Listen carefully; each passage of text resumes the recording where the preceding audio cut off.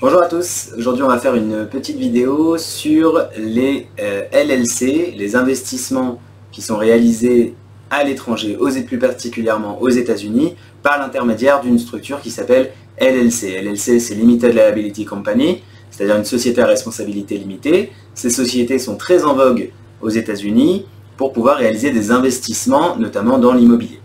Donc la première, on va commencer par une définition juridique. Une personne qui va investir aux États-Unis a donc deux possibilités. On va dire qu'elle achète un appartement dans l'Ohio, par exemple. Elle a donc deux possibilités. Soit elle inscrit cet appartement à son nom, donc elle le détient en direct. Elle va posséder, l'appartement va être inscrit à son nom directement dans le cadastre aux États-Unis. Ou bien cette personne va d'abord créer une LLC, une société américaine, à son nom.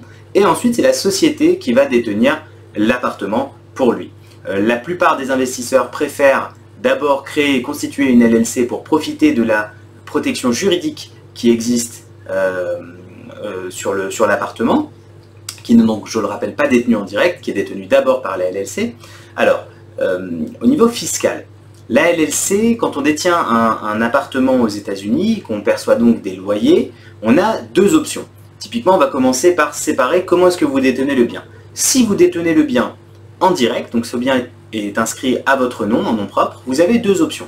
Soit vous payez le forfait d'abattement de 15% moins l'amortissement, c'est l'article 122A, ou bien vous payez selon le forfait réel, qui consiste à prendre l'ensemble des loyers encaissés, donc les chèques payés par vos clients aux États-Unis, de déduire toutes les dépenses que l'on peut déduire, notamment les intérêts sur l'emprunt, les frais de gestion, les taxes municipales, les réparations éventuellement que vous avez eues sur place. Et vous obtenez un bénéfice. Ce bénéfice est rapporté dans votre assiette fiscale en Israël. Il est imposable à partir de 31%, sauf si vous avez 60 ans, plus de 60 ans. Et au niveau du bitoire Leumi, vous devez dessus payer également du bitoire Leumi. Je précise que vous ne devez pas payer de bitoire Leumi sur si vous optez pour le premier forfait, c'est-à-dire de payer selon le forfait à 15% moins l'amortissement. Pour cela, il vaut mieux contacter des spécialistes et vérifier quelle est la solution la plus avantageuse, la moins coûteuse pour vous. Je précise également que chaque année, on peut choisir quel est le forfait que l'on utilise. Et même dans la même année, on peut considérer que l'appartement A dans l'Ohio, on va payer dessus 15%, selon le forfait à 15%. Et dans un autre appartement qu'on détient par exemple à Miami, on va décider de payer dessus selon le forfait réel. Donc ça, c'est quand on détient l'appartement en nom propre. Maintenant, on va considérer si vous détenez cet appartement par l'intermédiaire d'une LLC. Alors, à partir du moment où vous détenez une LLC, aux yeux du système fiscal en Israël, une LLC est une entité juridique distincte, une entité juridique indépendante, et dans la mesure où vous avez déclaré aux États-Unis que la LLC est transparente, quand vous créez une LLC aux États-Unis, il faut déclarer si vous souhaitez qu'elle soit transparente ou bien fermée. 99% des cas, il vaut mieux qu'elle soit transparente. Contactez-nous si vous voulez plus d'informations à ce sujet. Donc, mettons que vous avez décidé qu'elle soit transparente. Vous bénéficiez toujours de la protection juridique sur l'appartement, mais tous les bénéfices qui arrivent de la LLC vous appartiennent directement. En tout cas, c'est ce que vous avez déclaré au fisc aux États-Unis.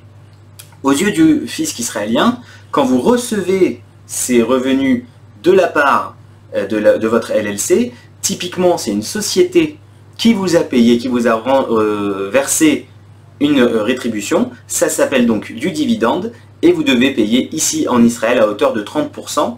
Je précise également que vous n'avez pas la possibilité de déduire les éventuelles taxes que vous auriez payées aux États-Unis. Donc, sur le bénéfice restant en fin d'année de la structure, la LLC, étant donné qu'elle est transparente, on considère que 100% de ces bénéfices vous appartiennent, vous ont été redistribués, je précise, même s'ils n'ont pas été payés, même si vous ne les avez pas retirés physiquement de la structure, même s'ils sont encore aux États-Unis, vous devez payer dessus du dividende à hauteur de 30% ou 25% si vous détenez moins de 10% des parts de la LLC. Il n'y a pas de bitoire Leumi sur du dividende, donc vous ne devrez pas payer en plus du bitoire Leumi sur le dividende. Et maintenant, pour conclure, est-ce qu'on a tout de même la possibilité de détenir l'appartement par une LLC et donc de profiter de la protection juridique tout en parallèle en pouvant payer selon le forfait à 15%, ou selon le forfait réel, donc en évitant le forfait à 30% sur le dividende? La réponse est oui.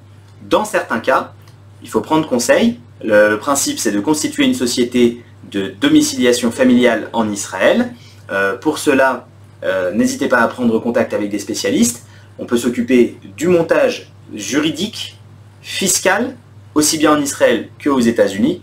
Donc n'hésitez pas à nous contacter sur cette partie-là. Ça peut vous faire gagner beaucoup d'argent au niveau des impôts. Et le plus important, ça peut également vous aider dans votre cash flow sur les loyers que vous allez recevoir. Si à chaque fois que vous recevez des loyers, vous devez payer 30% d'impôts sans forcément avoir rappelé l'argent chez vous en Israël, ça peut, on va dire, venir contrecarrer un petit peu les rendements et les rentabilités que vous allez faire sur cette structure. Donc voilà un petit peu la nouvelle loi. C'est à jour en date du 31 août 2020. La loi change souvent dans ce secteur. Il y a eu très récemment une nouvelle jurisprudence qui est sortie.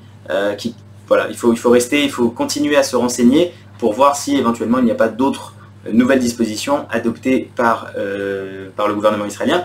Mais en tout cas, aujourd'hui, voilà l'état de situation sur les investissements que l'on réalise aux États-Unis par l'intermédiaire d'une LLC ou bien en nom propre. N'hésitez pas à nous consulter pour plus d'informations. Je vous souhaite une très bonne fin de journée. Au revoir à tous.